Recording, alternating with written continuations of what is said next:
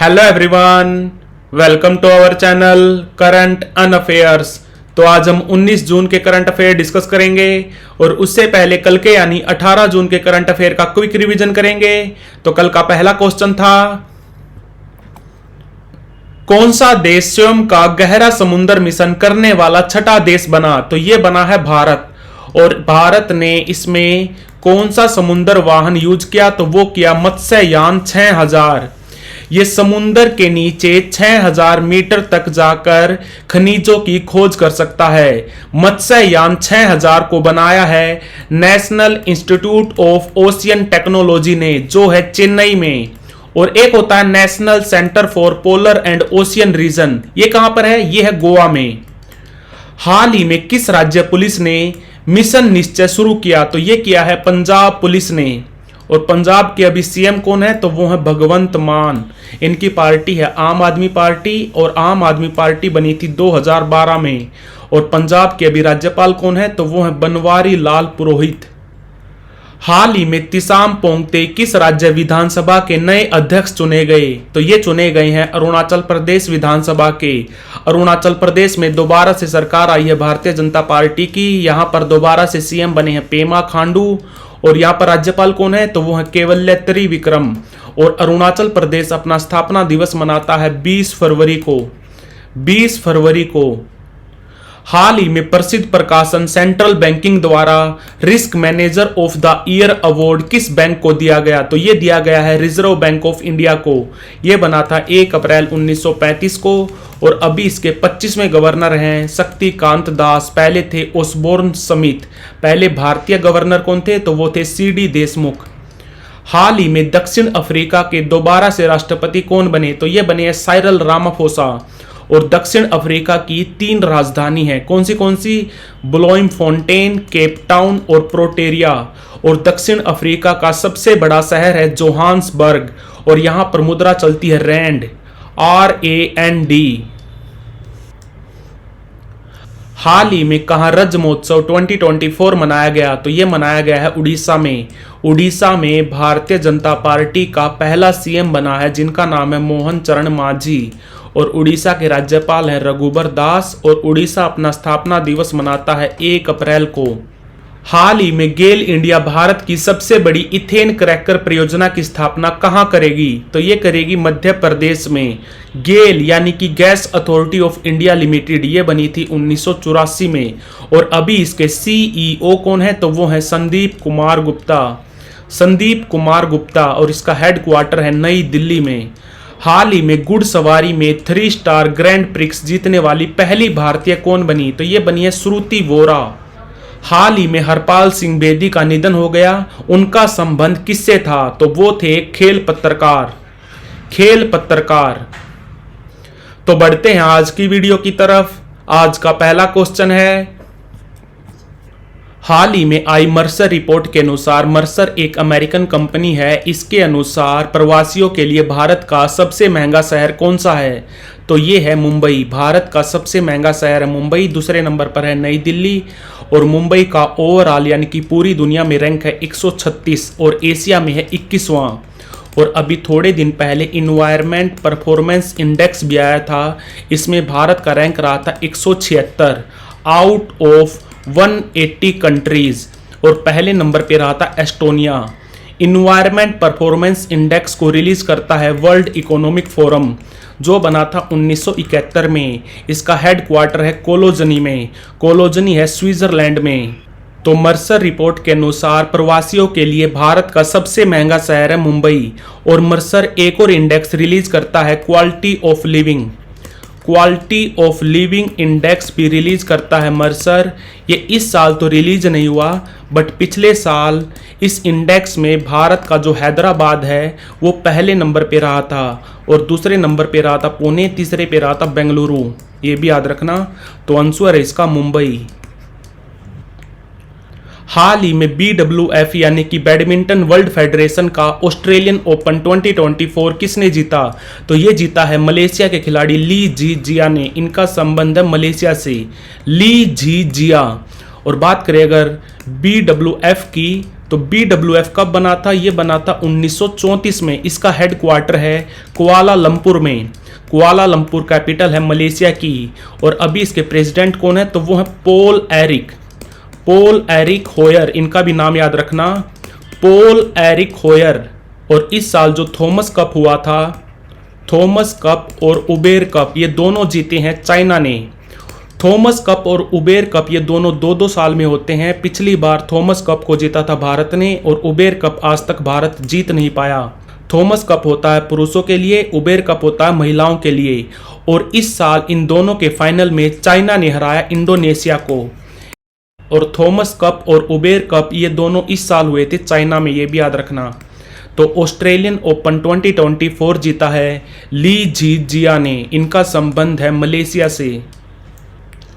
हाल ही में वैश्विक पवन दिवस यानी कि ग्लोबल विंड डे कब मनाया गया? तो ये मनाया जाता है 15 जून को। पहली बार मनाया गया था 2007 में। और इसका ऑफिशियल सेलिब्रेशन करता है global wind energy council.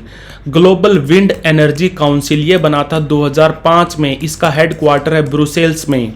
Brussels capital है बेल्जियम की। और ब्रुसेल्स में ही हेडक्वार्टर है नेटो का। और ब्रुसेल्स में ही हेडक्वार्टर है यूरोपियन यूनियन का।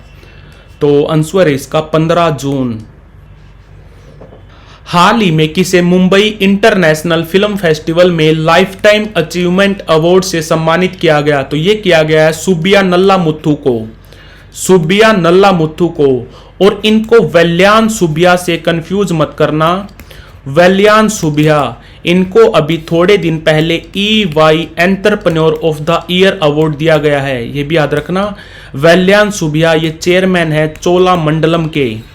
तो मुंबई इंटरनेशनल फिल्म फेस्टिवल जो 18वीं बार हो रहा है, इसमें लाइफ टाइम अचीवमेंट अवार्ड, इस अवार्ड का एक नाम भी है V Shantaram life time achievement award दिया गया है सुब्बिया नल्लामुथु को। ये एक फिल्म मेकर यानी कि डायरेक्टर हैं। हाल ही में T20 दिग्गज खिलाड़ी डेविड विजे ने अंतरराष्ट्रीय क्रिकेट से संन्यास ले लिया। वो किस टीम में खेलते थे? तो वो खेलते थे नामीबिया में। और डेविड विजा, वैसे इनका जन्म हुआ था साउथ अफ्रीका में। ये खेलते थे नामीबिया की टीम में। नामीबिया की कैपिटल क्या है? विंड होएक। और नामीबिया एक साउथ अफ्रीकन कंट्री है। बात करें अगर आईसीसी की, तो आईसीसी ने पिछले महीने यानी कि मई महीने के लिए प्लेयर ऑफ द मंथ चुना है। पुरुषों में चुना है गुडाकेश मोती को। गुडाकेश मोती का संबंध है वेस्ट इंडीज से। और महिलाओं में दिया है यह अवार्ड चमीरा अट्टापट्टू को। इनका संबंध है श्रीलंका से। आईसीसी यानी कि इंटरनेशनल क्रिकेट काउंसिल जो बना था 1909 में। 2005 में इसका हेडक्वार्टर आ गया है दुबई में। इससे पहले था लंदन में। और अभी इसके चेयरमैन कौन है? आईसीसी के चेयरमैन है ग्रेग बार्कले। इनका संबंध है न्यूजीलैंड से। तो आंसर है इसका नामीबिया। हाल ही में किस तैराक ने 100 मीटर बटरफ्लाई में वर्ल्ड रिकॉर्ड बनाया? यहां पे बात हो रही है महिलाओं की। तो महिलाओं में 100 मीटर बटरफ्लाई का विश्व रिकॉर्ड बनाया है ग्रेंचे वोल्स ने। इनका संबंध है अमेरिका से। और बात करें अगर पुरुषों की, तो पुरुषों में 100 मीटर बटरफ्लाई का विश्व रिकॉर्ड है अमेरिका के कैलेब ड्रेसल के पास। कैलेब ड्रेसल ने 100 मीटर बटरफ्लाई कंप्लीट की थी मात्र 49.45 सेकंड में। यह भी याद रखना, कैलेब ड्रेसल। और महिलाओं में अब यह रिकॉर्ड है ग्रेंचे वोल्स के पास। इनका भी संबंध है अमेरिका से।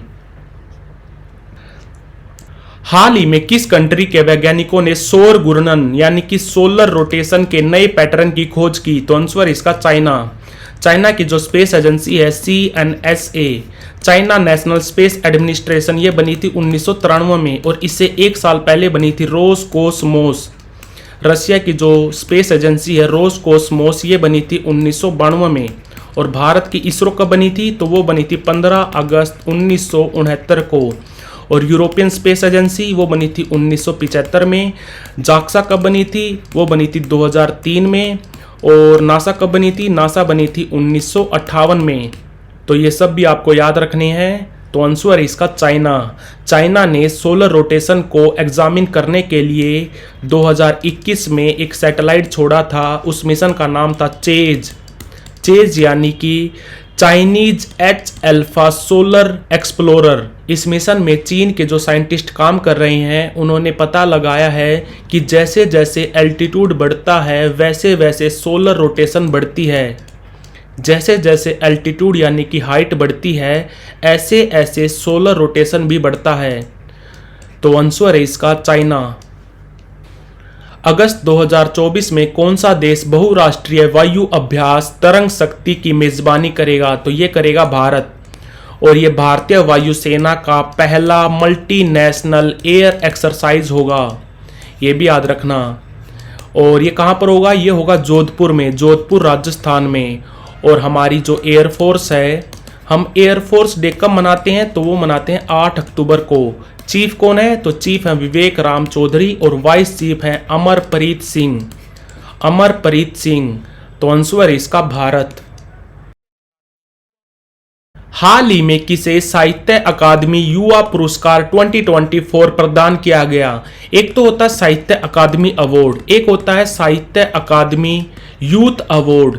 ये दिया जाता है 35 साल से जो कम उम्र के लेखक होते हैं उनको दिया जाता है। और ये दोनों दिए जाते हैं 24 भाषाओं में। 24 कौन से? एक तो 8वीं सूची में जो 22 भाषाएं हैं plus English plus Rajasthani.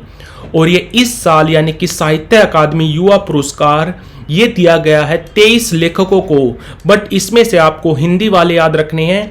Hindi में ये दिया गया है गौरव पांडे को और अंग्रेजी भाषा में दिया गया है के वैशाली को। के वैशाली को दिया गया है अंग्रेजी भाषा में और हिंदी भाषा में दिया गया है गौरव पांडे को।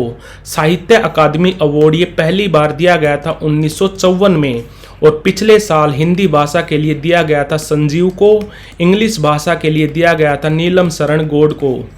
तो आंसर है इसका गौरव पांडे। तो like share subscribe. Thank you for watching current on affairs.